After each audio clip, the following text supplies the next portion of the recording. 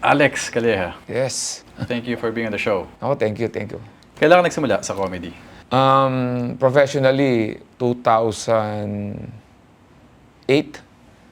So yun, yung kasi anniversary, 2008. Pero sa tingin ko, matagal na ako nagpapatawa. Hindi ko alam pinagkakakitaan.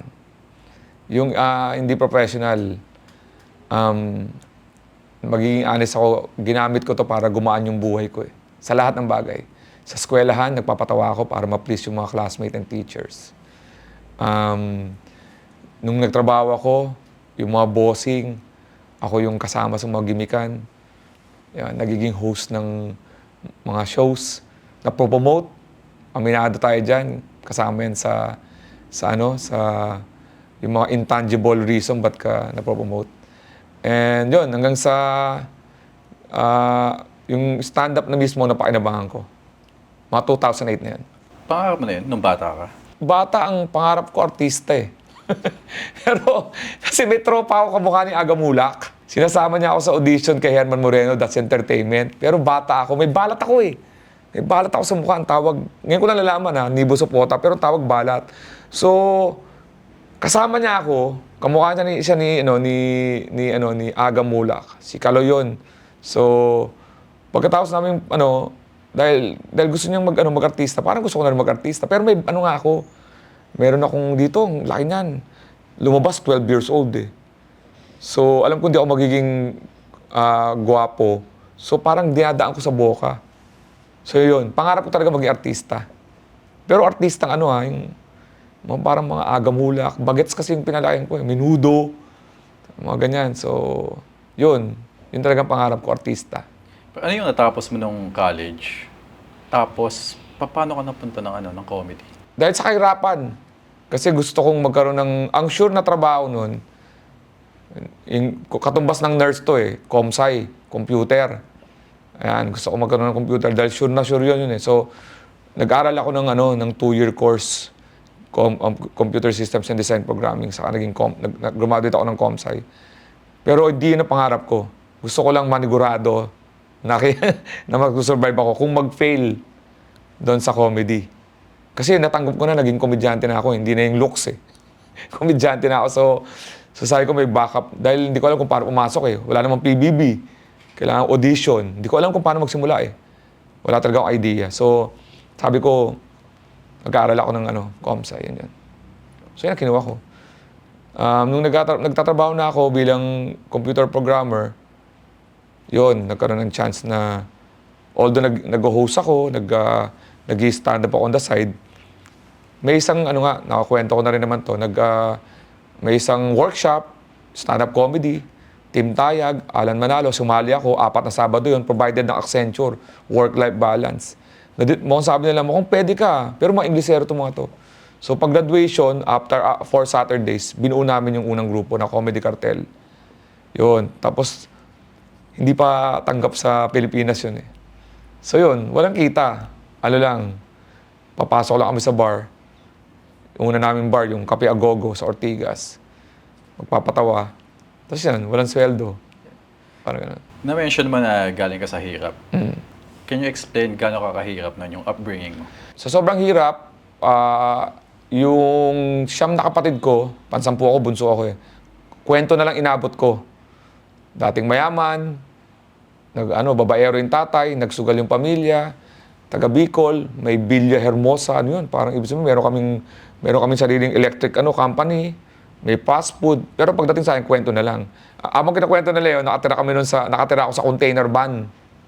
Yung container van dyan sa may Lamayan, ang tawag sa Lamayan eh, yung Mandaluyong Bridge, papunta Kalentong, ito naman Santa Ana dito. Yan, may lagay ng mga container van. Alam mo yung yung container van sa likod ng mga truck na 6-wheeler, linalagay muna yun doon sa parang may malaking lote na magkakapatong doon yung mga container van. 2 container van yan, minsan isa lang siya. So doon kami titira. Every 2 days, kukunin yun. Papalitan kami ng bagong container. Ganun kahirap. Wala kami CR. May liguan kami, public. Umi-EBS kami doon sa may Pasig River. Tapos, nung nagkaroon kami ng apartment, ang nag-provide naman ng namin, madyunga. Nagpapamadyung yung nanay ko. Tapos, dahil wala kaming pambayad, lumipat naman kami sa Santo Domingo, QC. Kasi yung bahay na yun, pinatira muna sa amin for 2 years, pero abandoned na bahay. Gigibain na. Ano na siya, may warning na siya sa labas na, parang hindi na pwedeng tirahan. Pero tinirahan namin yun. Yun yung, may bayaw ako na paglasing, pag sinusuntok yun, tagusan. Kasi nga, konting pospro na lang doon. Masusunog na yun, 2 years. Yun, tapos lumipat kami sa San Andres. Basta sama-sama kami lagi. Kaya away pamilya, may dalawang may asawa, tapos may binata, katulad ko, mga single yun. Sa San Andres, napatira kami, sa may anak bayan, magulo doon. Yung okay na nung nagsimula na noong 1980s. Middle income na kami noon, sa Bangkal, Makati. Yun na doon ako nagkamalay. Yung container van, yung mga bakal yun, di ba? Oo, hindi kami pwede sara sa loob kasi sara nun sa labas eh. Oo. So lalagyan namin ng kahoy para nakabukas. Ang lamig sa gabi, mainit sa araw. Kasi ang tawag doon, yung metal, conduction ng heat and cold and then nata-term doon. So yun ang titira namin. But nowadays, di ba, ginagamit na sa mga Airbnb yan? Ginagawang resto, yung dating Pier 1. Oo. Yung ginagawa nila yun eh. Ano nafe-feel mo na dati doon ka nakatira? Na wala kang choice, pero ngayon, people pay to stay in container. Ang totoo niyan, di ba meron tayong iniisip na mga core memory. Yun, ang core memory ko lang doon, basta nakita ko, nakahiga ako sa yung bakal nga mainit, kaya may sapin. Tapos yung nakauwang, natatandaan ko yun. Tapos yung naliligo kami may pila para sa poso.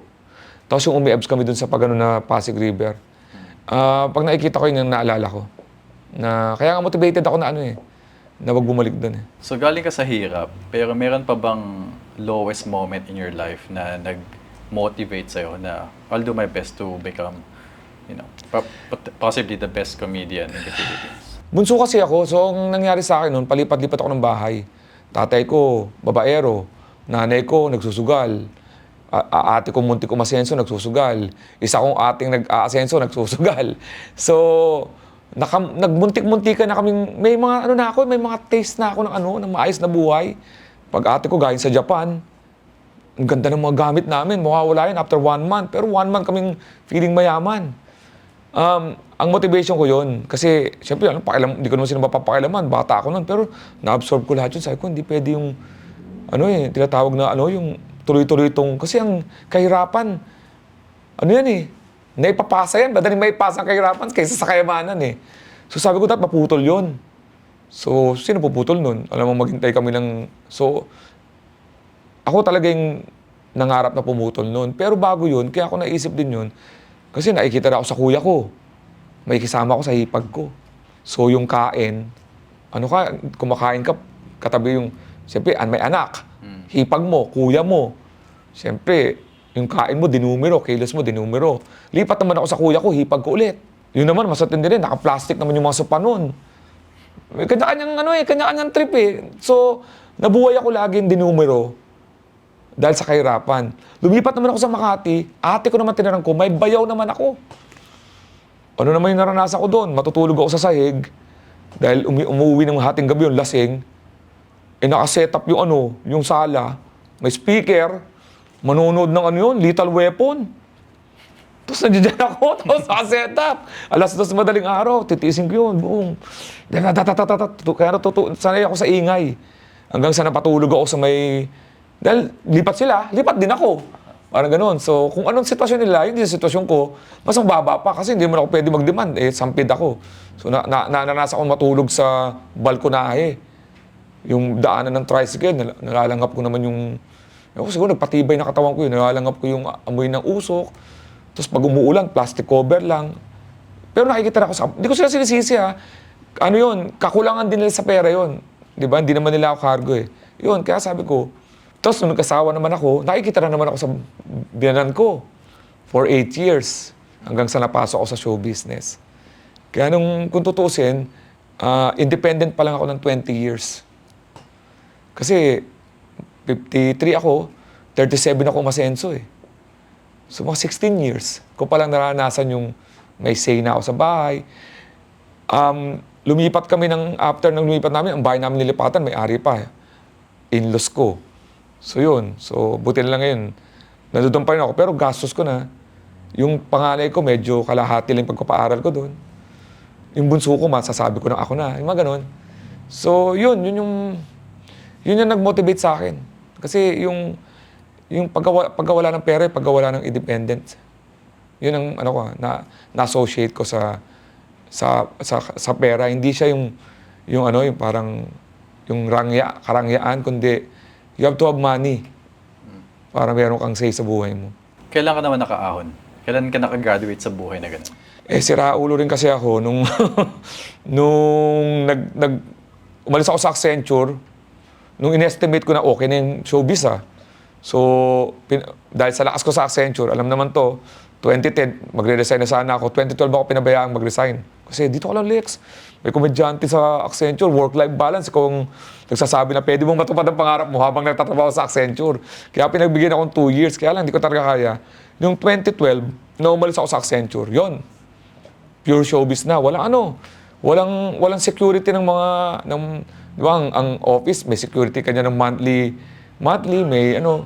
Ang ginawa ko nung 2012, dahil sa showbiz na yon, yung nakakabayad na ako ng bills, yung nagkaroon na ako ng kotse, yun, sabi ko, simulaan na to. Simulaan na pagkasenso ko yun. Pero ang problema ko nga, nagsugal din ako. Dahil lahi namin. So, medyo bumagal siya, pero nag-stop ako ng 2018. Tapos pandemic nga, nakatulong sa akin. Yung talagang tuloy-tuloy na asenso is 2018. And 2019, ayan, onwards, hanggang ngayon. Yung panahon na umaasenso ka na, ano yung trabaho mo nun? Ay na, showbiz na. Ang ginawa ko dahil sanay ako sa IT. Sa IT may boss eh. May boss ako. Kaya paglipat ko sa showbiz, may mga head writer ako. Natuto kong ang pasok ko sa showbiz, host ako, pero inaaral ko yung likod ng camera. Kahit na ganun ako, ino-observe ko. Kasi hindi ko sigurado yung on-cam eh. Ang on-cam eh, sawa yan eh. Ang off-cam, hindi ka mawawala sa showbiz. So natuto ko magsulat. Kasi comedian ako eh. So pag pumapasok ako sa showbiz, pag on-cam ako, eventually magiging off-cam ako noon, writer. Pag writer naman ako pumasok, eventually magpupunta ako sa on-cam. Ngayon, pag walang matuma lang on-cam, lagi akong writer, director, hanggang naging head writer. Tapos, kaya tuloy-tuloy. Pero ang ginawa ko, pinag-priority ko stand-up. Stand-up ang core ko, the rest are just byproduct. Nagkaroon ako ng option na maging stand-up na noong mga 2016 2017. Yung mula 2012 hanggang 2016, establishing yan ang connection ko sa showbiz eh. Getting to know people behind the camera, mga film, mga TV networks. Nung medyo na-establish na, nung 2017, 2018, stand-up na ngayon yung ko. So from Pinasok ko. 2018, dun yung medyo stable na, no? Stable na. From 2018, meron bang point na munti ka na mag-give up? Nung 2019, director ako noon. 2018 pala, director ako noon. Pero nagsusugal ako. Kaya nauubos yun yung pera ko. As in, sumisiro. Anong sugal? Casino. Dati, yung casino. Punta ako sa casino. Roulette. Umuubos ako ng mga 200,000. Oo, tapos hindi pa ako masyadong sikat. Kaya medyo yung mga, hindi pa ako nalalagay sa Facebook na, nakita ko si Alex. Yun, so sabi ko, pero talaga, yung pera ko, side-side talaga.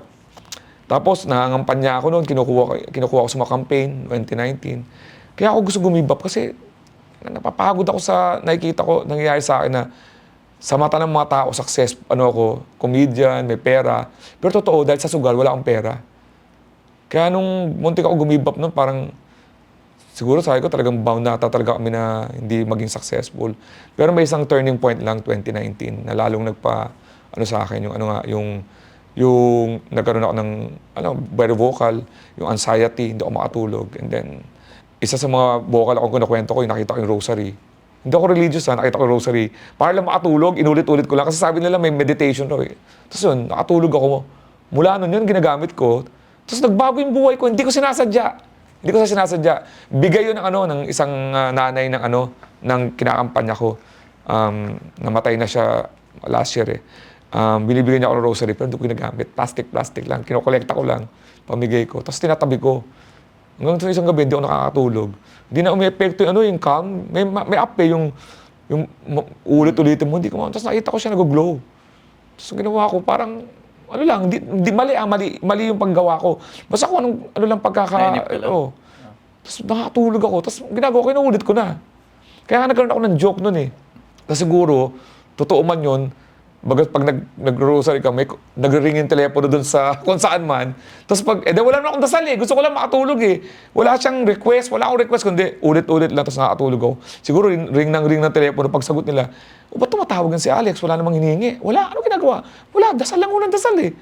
Pagbigyan mo, ay mo, gusto niyan. Parang ganun yung joke ko. Tapos ito, yan, dala-dala ko pa siya ngayon. Glow in the dark to eh. Tapos yun, mula nun, hindi ko na binitawan. Yun, mula nun, ayun yung turning point. Tigil ako sa sugal, pagpasok ko sa pandemic, ano ako, ang tawag ko nga, negative 3 million ako, pumasok ko pandemic. Tapos pagpasok nun, Utang ka ng 3 may million. utang ako nun ng 3 million. Para lang sa mga di nakapainig na iba, pinento ko to na, dahil dito, bigla ako nagpagawa ako ng second floor. Ano to October to, 2019. Magpagawa ako ng second floor sa bahay, pinaayos ko yung court, may malaki kasing ano ko yung backyard ko eh. May court, pinagawa ko ng gym. Tapos nagpagawa ako pinaayos ko yung pool. Tapos napa-second floor ako. Tapos nagpahanda ako ng tatlong wifi. Sabi ko para isa sa mga bata pag naglalaro, isa sa akin, isa sa panonood natin. Sabi ng asawa ko, 2019 yun walang reason. Gastos, hindi ko sinasabi na backlog ako sa sugal nun. Kasi nagbabago pa lang ako, kahit nagbabago ako, may utang ako. Pero hindi nila alam kasi nga, tahimik ako nun eh. Hanggang pagpasok ng pandemic, hindi makalabas. Ayun yung purpose ng second floor. Ayun yung purpose ng basketball, yung gym, tapos yung tatlong wifi. Kasi dati, hindi naman pagalingan sa showbiz eh. Palakasan ng connection sa wifi. Para kunin ka sa project. Alex, tatawagan ka. May wifi ka, saka may setup. Meron. O sige consider ka namin sa project. Yun ang nangyari nun. So, baga sa 2019, yung mga ginagawa ko, subconsciously was in preparation for what's going to happen dun sa pandemic. And I don't know why. Hindi ko rin mapaliwanag hanggang ngayon. So, yun talaga yung turning point ko. At vocal din ako dito, 2020, negative 3M ako. Pagpapos ng 2020, positive 10M ako. Positive 10. Bayad lahat yun. In a time na pinakamahirap, ayoko nga kwento yun dahil siyempre insensitive yun, di ba? Sa times na yun, nakabawi ako. Yung dapat kakabangka, nagsara ABS. ABS ako nun. So, pero nakasurvive ako dun sa 2020 na yun. So ngayon na successful ka na comedian, kilala ka na, nag-world tour ka, ano yung sacrifices na hindi alam ng karamihan? Isa sa mga reason kung bakit siguro na-apektuhan ako sa anxiety ko kasi ang family ko naiwan ko sa ere. Meaning, nagsusupport ako, pero ang gusto ko sana maging successful na lahat. Ang pangarap ko magkaroon ng compound eh. Kalye compound. Tapos bibigyan ko tig-isang bahay yung mga kapatid ko. Tapos sagot ko na lahat ng kuryente, provided ko yung kotse. Yun yung pangarap ko eh, pag nanalo ako ng loto. Yun, isang compound para makita ko yung pamangkin ko, kasi hindi ko kilala yung mga pinsan ko eh. So yung mga pamangkin ko, magpipinsan sila naman, ako gusto ko sila maging close. So, dahil dun sa mentality ko na yun, ang di alam ng marami is, hanggang ngayon, imbis na kumita pa ako ng mas malaki, kung gugustuhin ko, meron ako laging sinusupport ang mga comedians na gusto ko rin ma-achieve yung na-achieve ko. Kaya lahat ng mga projects ko, nakasama sa kontrata ko na may kasama akong comedian. Package yan. Corporate show, may opening comedian dapat ako, 1 to 2. Sa ibang bansa, alam niyo naman, kailangan kasama to. Kasi para may exposure, mabigyan sila ng livelihood and everything. So, yun yung ano ko. Yun yung kung naging selfish lang ako, mas maraming pera, mas maraming kinita, pero hindi kailangan kong gawin to para mas ma-ensure yung yung future ng stand-up. Dapat to i-pay forward mo. So successful ka na, comfortable na yung buhay mo, may Netflix shows ka. Ilan na? Dalawa? Tatlo? Dalawa. There's another one coming. Oo, ginagawa ko ulit. International shows, ano pang hinahabol mo sa buhay? Nakakatakot kasi pag wala ka ng goal eh. Ang tao lagi yan may goal eh. So, next, pangatlo. Ayan, ano naman ako eh. Parang pagkatapos, check na yan, okay na yan. Hindi yan done. Yeah, happy ako, pero next. So, yung pangatlo. And then, stand-up siguro, makarating sa ibang bansa na English naman. Yan ang next. Pero hindi ko masyado priority. Gusto ko yung nangyayari ngayon, pagkadating ko sa next year, mas malaking last year. Kailangan kasi mas malaki ka lagi sa previous year. Equal, happy, pero mas maganda dapat may one step, dun sa nakaraan. Para tuloy-tuloy yun yung reason ng buhay. Lagi may goal. May dream show ka ba, Dream Collab? Either ikaw yung magpo-front dito sa mas mabigat na comedian. Dave Chappelle. Yan. Dave Chappelle ako. Kasi si Jokoy, may siya, Filipino naman siya dito. So, gusto ko Dave Chappelle. Sino yung top 3 mo na nilook up na comedian? Actually, Dave Chappelle ako ang influence ko talaga, unang-una is sila Jerry Seinfeld. Yung safe, classic. Pero yung pag tumatagal ka, gusto mo na magkaroon ng konting parang tinik. Yan, Dave Chappelle. Pero may gusto rin ako na si Jokoy kasi gusto ko siya in terms of maybe yung pag-mention niya sa Pilipinas.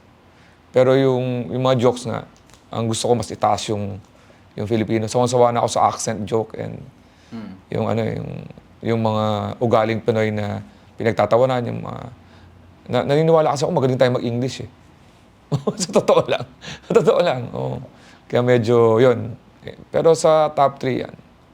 Si Dave Chappelle, Jerry Seinfeld, and Jokoy. Ano yung common misconception about Filipino comedians?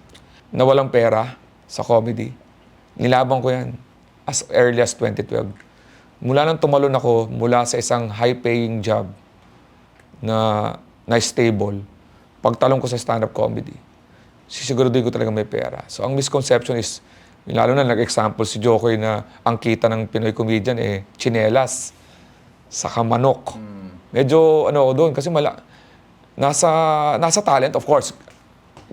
Pero may ang misconception na ang Pinoy ay walang pagkakakitaan dito. Meron to.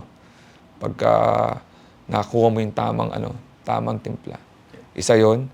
At ang second ay ang Pinoy ay mababaw, hindi. Ang Pinoy nga ang hirap patawanin. Kaya yung mga komedyante dito, pag dinala mo sa ibang bansa, gulat na gulat yung mga foreigner. Ang foreigner kasi willing to, sa foreigner na, American. Ang tagal ng setup ng mga yan, makapag-set tayo ng mga 2 minutes na walang comedy. Okay lang yung mga American kasi sanay sila eh. Ang Pinoy, sanay mainipin ng audience na Pinoy. Huwag ka magpatawa ng 30 seconds kung ano na gagawin yan. Kaya lahat ng mga comedians dito, magagaling ang comedians ng Pinoy pag kahit dinala mo sa ibang bansa, ibang pacing natin. Rapid fire tayo. Paano mo na-handle yung mga hindi natatawa or yung mga haters or bashers na tinatawag ngayon? Una-una, ang pinili kong joke yung tinatawag nilang mainstream general. Statistic. I played by the statistic eh. Meaning, kakuha ko ng mga topics na alam kong may intindihan ng 90% o 100%. Pwede ako mamili ng mga dark humor, pero alam kong hindi ako hahatiin ko kagad yung audience. Hindi ko malalaman kung nakakatawa ko. Lahat naman ng mga nagsimulang mga comedians mapupunta sa ibang bansa, bago naging Dave Chappelle, si Dave Chappelle, slapstick muna ng konti yan eh. Nung napatawa niya ng mga tao, ngayon lang siya naging ganyan eh. Kasi meron na siyang pangalan. So, para ko sinisigurado yun, pag pumapasok ako sa isang venue, unang-una titignan ko muna yung demographics. At marami akong material.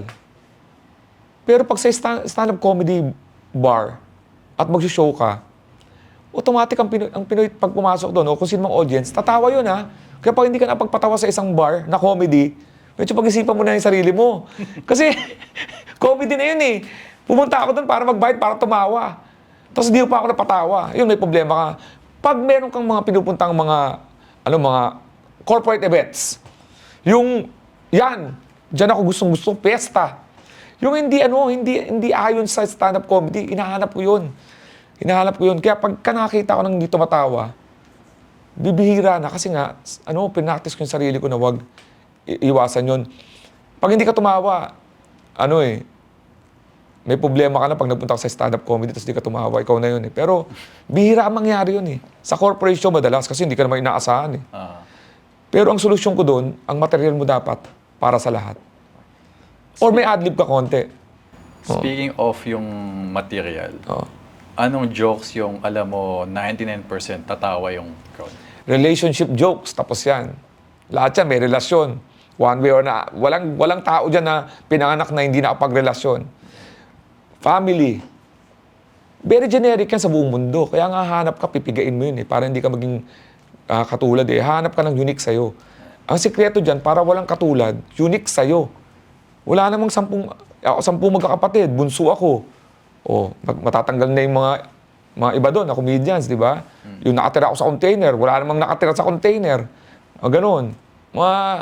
So, yung material, effective ang family, relationship, sa latest, yung current events, about artista, about politician. Ang politician nga lang, sa politics nga lang, naimili ako ng generic, yung pinagtatawanan ng lahat. Kasi sa tindi ngayon, pagka namili ka ng iisa lang, sasabihin, may color ka eh. Naghahanap talaga ako ng something generic sa politics. Yan. May iniiwasan ka bang topics or jokes? Iniiwasan ko yung sakit eh. Health-related? Oo, kasi pag ako nagkasakit, walang, ayokong pagtawanan ng isang sakit. May nakakagawa nun, pero iniiwasan ko yung sakit. Religion. Ayoko manginis ng isang klase ng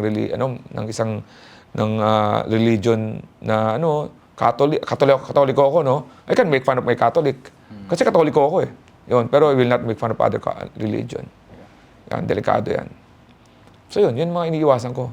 Kasi hahatiin mo yung crowd nun eh. May plano ka ba mag-retire? Fortunately, ang comedy is hindi katulad ng basketball. Tatanda ka talaga, 42, makikita na yung bagal mo eh. Dito sa comedy, habang tumatanda ka, mas nagkakaroon ka ng wisdom. Yan ang napatunayan ko. Ang mga 25 years old na comedian, 26, pag-uusapan mo talaga dyan, mga walang kwenta. Mga nakikita sa TV, whatever, mga edad nyo. Kasi pag nag-sermon ka about relationship, mayayari ka sa mga 45 years old na nanonood. Sino kang 25 years old para pagsabihin ako ng mga buhay ng 45 years old, di ba? So may limit yung comedy mo. Habang tumatanda, palawak ng palawak eh. Pwede ka na mag-usap about mortality, about being old. So maniniwala yung mga nanonood sa'yo kasi tama siya matanda siya. So yun. So walang retirement to. Hanggang sa kaya. Hanggang sa kaya to. Yan ang thankful ako. Pero binibigyan ko yung limit sa sarili ko na to develop comedians at sa certain age. Meaning, pag mga 60 years old na ako, 65, medyo petex-petex na lang. Develop na ako ng bago para pasa-pasa na yung mga ganyan. Ano yung unang napansin mo sa mga Pinoy sa Australia na nasabi mo na mga ibang level tong mga to? Kasi nakapag-perform na ako sa Dubai, US, Canada, and Singapore. Ang nakita ko sa kanila medyo yung pride sa trabaho. Oo, kasi may nanood sa amin, oil drillers. Sa oil drill, nagtatrabaho. Na lumipad ng 2.5 hours. Tapos para panoorin ako. Tapos, ang karamihan sa nakikita kong crowd are all, parang professional. Kasi sa ibang bansa, may halo eh. For example, Singapore, may mga nakikilala ako mga domestic helpers. Although dumadami na rin yung mga nagtatrabaho sa, tinatawag nilang mga sa office, gano'n. Itong sa Australia, more on, nakita ko parang happy. Happy, tapos, may certain pride nga. Ay, saan ka nag-work kami dito sa Ay, nice to see you. Parang gano'n, may certain pride sila. Yun ang natuwa ako. Kasi parang nawawala na sa natin Pinoy maging, although we're working doon sa bansa na yun, we're considered parang, at least nakikita ko parang may equal na parang komportable, parang gano'n. Ano yung pinaka-weird na culture shock mo nung first time mo makatapak sa Australia? Actually, ito doon sa local yung Australian talaga, naggaling kasi ako sa New Zealand eh. Parang mas matara yung Australian. Since New Zealand, na-shock ako eh. Dahil ang bait, kinakausap ako ng immigration eh. Oh, you're a Canadian. So, ay, nato. Yung Australian, very professional. Yung mga Australian talaga. Medyo ilag ako. Yun. Tapos, kasi may karga akong masamang kwento, di ba? British, doon daw sa Australia tinapon yung mga dating mga kriminal, yung mga ganong kwento sa ila. So syempre mag-i-expect ka, pero ang una ko kasi pinasok Perth eh. Which is same time natin. Tapos parang town yun eh. Ang na-shock ako doon, yung libre yung hindi ko alam kung sa Perth o sa Adelaide, yung libre yung train o tapos yung bus. May libre silang transport. Siyempre, nakakashock yun, di ba libre? Samantalay natin yun. Sakay kami ng sakay para ma-maximize. Yun, sakay. Yun yung una ko na-shock doon, yung ayos ng transport system doon sa pinuntahan kong, Perth and Adelaide. Of course, nung nakita ko na yung city ng Melbourne and Sydney, medyo nakakita na rin ako ng parang, ito na yung city life. Parang ganun. May funniest experience ka ba sa Australia? Meron. Yung expectation ko sa kangaroo nga. Siyempre, yung kangaroo sa mga video, di ba? Lalaki na katawan, pinapakita, tapos may binuboxing. Tapos nagpunta ako sa Adelaide Zoo. Parang tamad siya. Tapos mas maporma pa yung, may isa pang kamukha ng kangaroo eh. Mas maliit siya. Wallaby. Di ba? Yung pang masyadong papansin eh. Tapos alam niyang siya yung star. Kasi siyempre, pag pumasok ka sa zoo, di ba? Alam mo na yung mga unggoy, pasikat lahat yan eh. Pero hindi sila star. Pero yung kangaroo, parang hindi siya tumalon. Parang dineprive niya ako ng experience dahil alam niya, naglakad lang yung kangaroo. Naglakad yung kangaroo. So, inintay ko yun, tapos hindi siya nangyari. Yun yung isa ko. Yung, pag matagal na yung Pinoy doon at may Australian accent, hindi ko rin masyado matanggap. Kasi pag American accent, parang sanay tayo eh. Yung Australian accent ng medyo, ako Natatawa ka ba doon? Naki-cringe ka? Or anong... Hindi, yun lang. Kasi bihira ako makakita ng accent ng ng Pinoy, tapos Australian. Yeah. Kasi American, sanay na ako. Pag nakakita ko ganun, wow! Minsan kasi na-judge ka eh. Kunyari, 10 years ka na doon, nakakuha ka ng Australian accent, tapos biglang kakausap ka ng Pinoy. Parang, uy, yabang na, Aussie accent na siya, ganun. Pag matagal, okay lang. Hindi, all over the world naman, nakakatawa. Pagka 2 months ka lang pumunta, pagbalik mo, may accent ka na. Yung iba kasi pinipilit, parang 2 weeks pa lang, Australian accent na. Yun, hindi ko alam kung 2 weeks pa lang siya. Pero mukhang okay naman yan, Pero yung audience ko kasi, may nakapansin ako, ng mga audience ko, may mga nagpupuntang mga senior. Yun, natutuwa rin ako dahil may pride din sila pag Parang ako'y nauna dito. Parang ganun. Yan ang mga napapansin ko rin doon eh. Which is okay na guest kasi sila yung mayaman na. May pera. VIP. Oo. Kaya walang magawa yung mga kasamang mga bata. Sinama sila eh. Yun. Okay naman dun sa Sino usually yung mas malakas tumawa? Yung VIP tickets o yung Gen Ad? Yung VIP. Ang madalas mas mapuno. Unahan yan eh. Kasi nga, sa Australia, nagsasabi sila na successful kami dito. Kaya pag nagbenta ka ng VIP, ubus ka agad ang VIP. Tapos sila yung tumatawa talaga. Kasi nga wala silang problema eh. yung general, may sinakripisyo yung kaya gano'n. Nag-leave. Nag-leave. Kaya nandito siya sa niya, imbis na kumain na lang tayo, pinanood pa natin ito. Dahil ang napansin ko talaga, madaling mapuno yung VIP. Pero in general, ang sarap patawarin ng Pinoy sa Australia kasi kung di man sila makauwi, yung comedy namin nang nagdadala sa kanila pa uwi, may nakita ako doon, naiyak. Kasi nga, ang tagal niya na hindi umuwi, tapos naalala niya yung nag-joke about mommy, nag-joke ako about Pilipinas, na-miss niya yung Pilipinas. So, ganun yung impact ng joke minsan. Mixed emotions. Oo, mixed emotion. Kaya, nakaka-touch yung mga sinasabi. Uy, salamat, punta kayo dito kasi hindi ako nakaka-uwi eh. Yun. Buti naman, narinig ko yung mga sa joke mo sa Pilipinas, ganun. Kaya yun mga doon. Anong klaseng jokes yung alam mo, yung mga OFW and migrants, 100% tatawa yan? Yung mga immigration experience, yung mga hatid sa aeroplano, di ba? Ganyan ang Pinoy. Pagka galing ka sa Australia, ang dami susundo sa'yo. Pagpaalis ka na, isa na lang maghahatid sa'yo kasi ubus na yung allowance na yun. Di ba? Mga ganun. Mga istorya ng ano, yung mga pagsakay sa aeroplano, first time sa Australia. Kasi ako pag pupunta ako doon, first time ko siya, parang first time ko, di mo na ako lagi doon, bisita ako. Kaya fresh na fresh sa akin lahat. Meron akong perspective ng ng bagong salta. Nakatry ka ba ng Vegemite? Yung maangang, Yung sa bread, yung palaman sa tinapay yun eh. pero ano yun, di ba? Maangang yun? Hindi. Pang yung salty na nasa ganun. Hindi ko na-try yun. Yung parang amoy bagoong na ewan. Ayun nga yun eh. Pero ina-offer sa akin yun. Hindi mo ano. Hindi ko try. Ano man sasabi mo sa Australian food? Ano yung mga na-try mo? May pinatry sa akin. Kinakain di ba yung kangaroo doon? Oh, yeah. Yun, na-try ko yun. Mm. Pero after na sinabi. O pinakain mo na sa'yo? Oh, ang sarap. Oh, sarap to ano to? Kangaroo. Doon nasisipa yung, judgment mo. Nalasa mo ba yung difference? Nakakain kasi ako ng reindeer. Mas ma-impact sa akin sa Finland. Okay, yeah. Reindeer. After din sinabi sa akin. Kaya lang siyempre na-associate ko kay Rudolph, di ba? Tagahatid ng mga regalo natin yun eh. Yung kangaroo kasi, naawa ako doon dahil... pero ang lasa niya, hindi ko malasahan. Parang normal. Beef lang. Oh. I think mas chewy siya eh. Oh, pagka inanalyze mo na. Pero doon yung pagkain, wala naman talaga kamarahan. Talagang judgmental lang ang tao eh. Di ba? Judgmental lang ang tao eh. Ano sa tingin mo yung difference ng crowd based on your experience, difference ng crowd ng Melbourne versus Pinoys in Sydney? Sa Sydney kasi, to be honest, nakapag-perform pala ako sa Blacktown.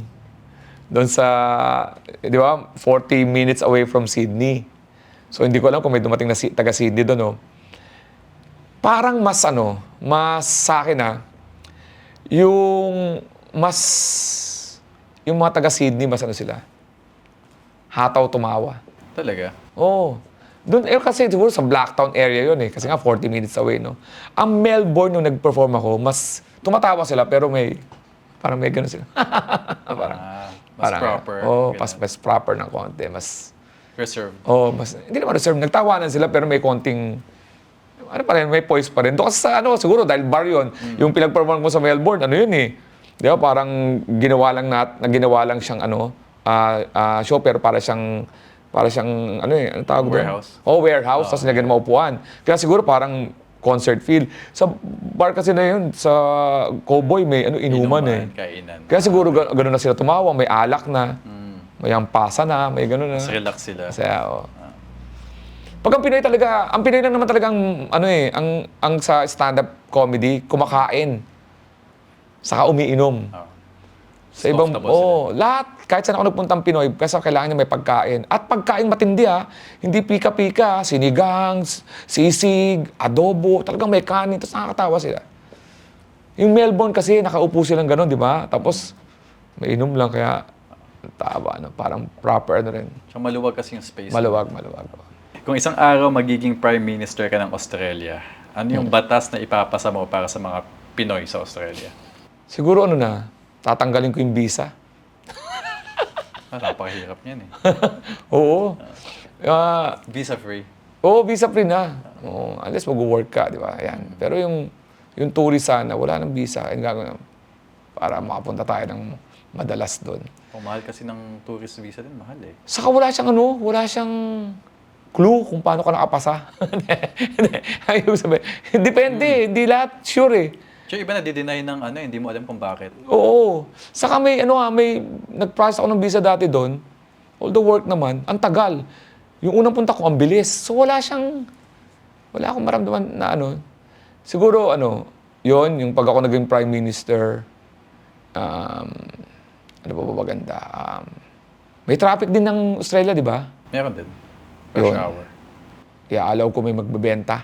Sa traffic? Oo, Yung manigalak. para ililegalize ko. Tapos, pero ang maraming maganda.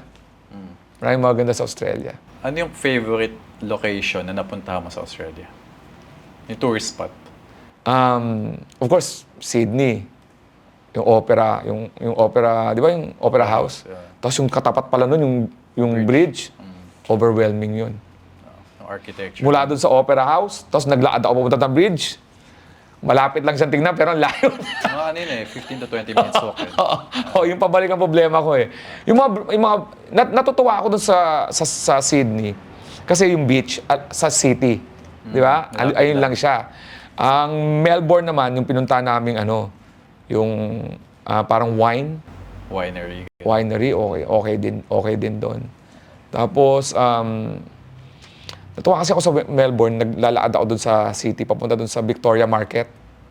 Yan, tuwa ako doon, okay ako doon. Pero hindi ako masyadong nakapasyal sa Melbourne. Sa Sydney ako, lagi nakapaglakad.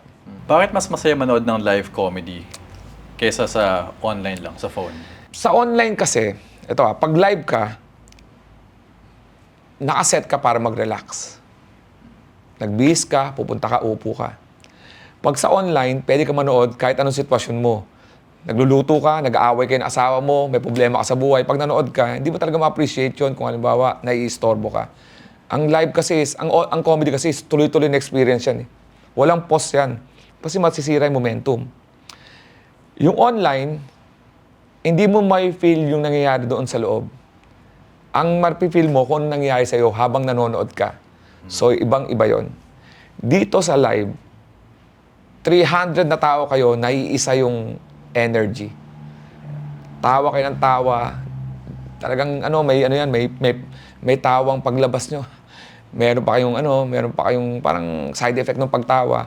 And second, may mga jokes kasi sa live na ad-lib, impromptu, on the spot ginawa, kasi nangyari doon. Ang nakikita nyo dito, wala na, puro mga, nakita nyo yung stand-up comedy. Pero yung mga nangyari, yung crowd work, yung palitan, yung vibe, ibang vibe ng live talaga.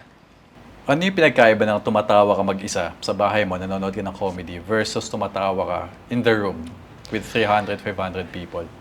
Pag mag-isa ka dito tumatawa, titigil ka kasi para magko-conscious ka kasi marinig mo yung sarili mong tawa eh. Ba't ako tumatawa? Tapos di ka makatawa malakas eh. Kasi pag tatawa na ka, baka sabihin, sira ulo ka. Kaya ang tawa mo lang ang tumawa malakas, makko-conscious ka pa.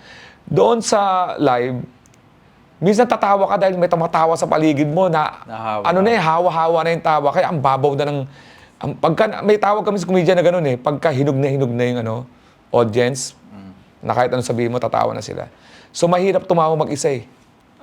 Dapat yun, shared emotion eh. Kahit di mo kakilala, pag tumatawa ka, tapos magkatingin na kayo.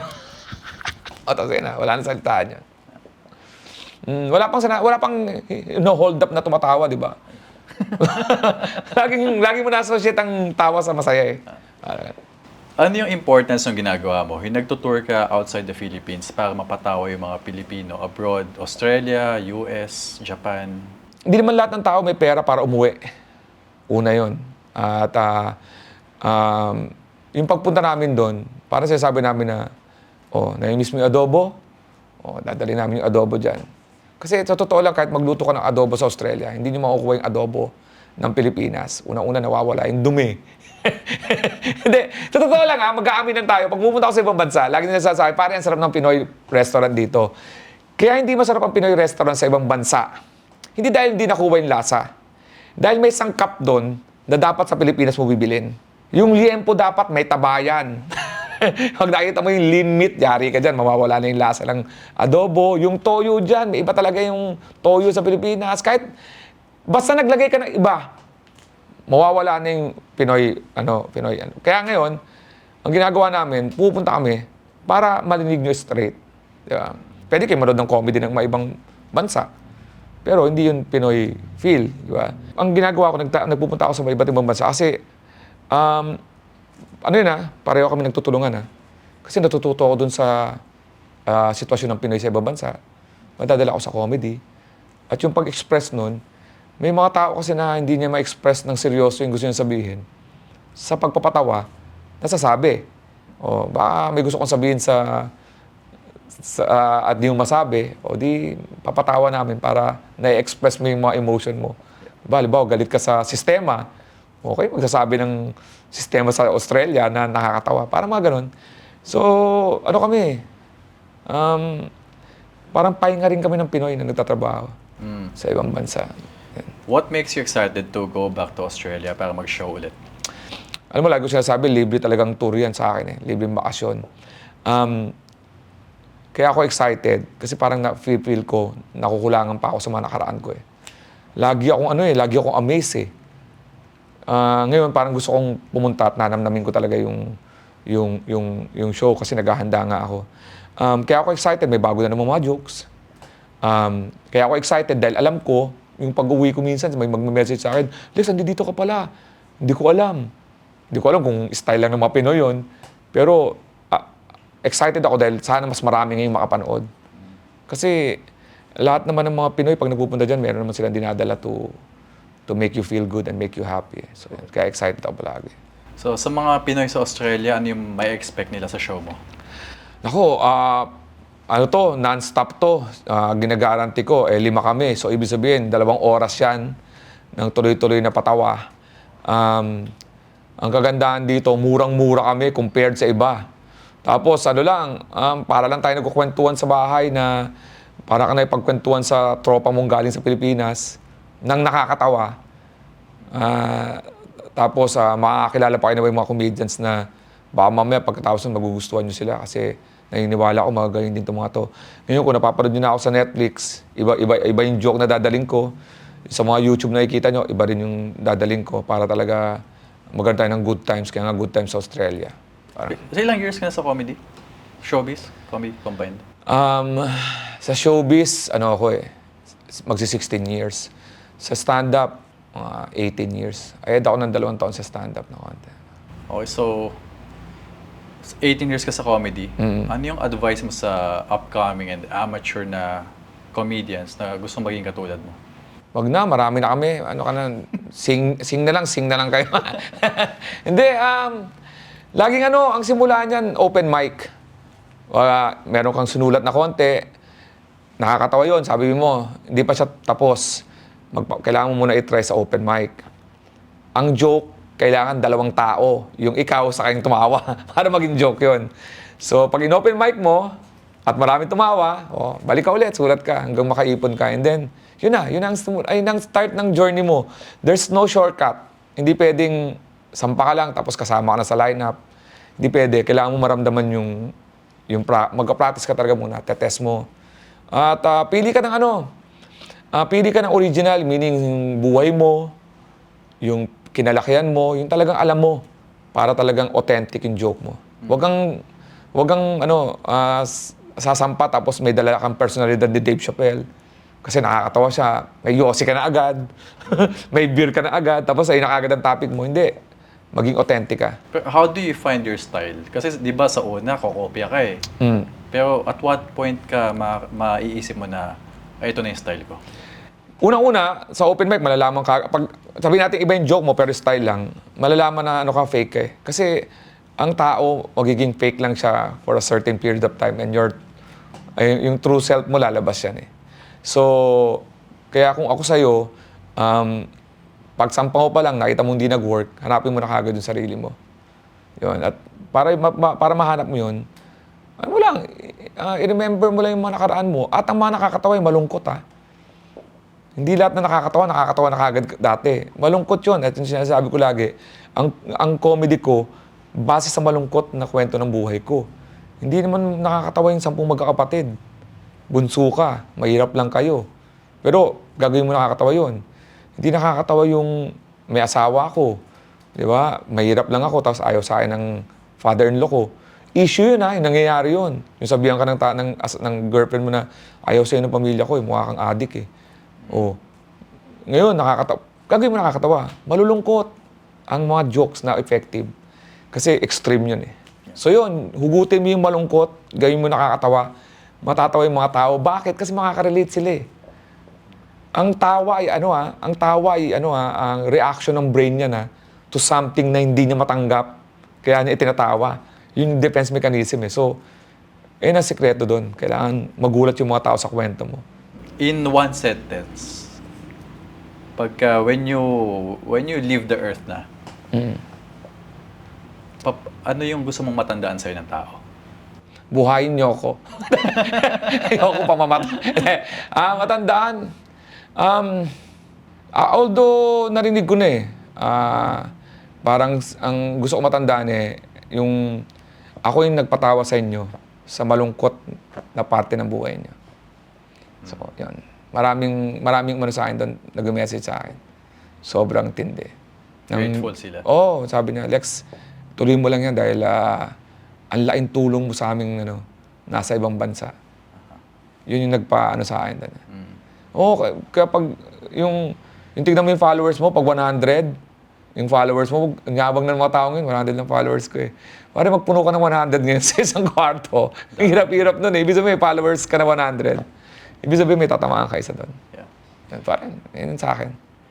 Signature question ko, kasi na-experience mo na yung life sa Australia, di ba? Nakailang balik ka na.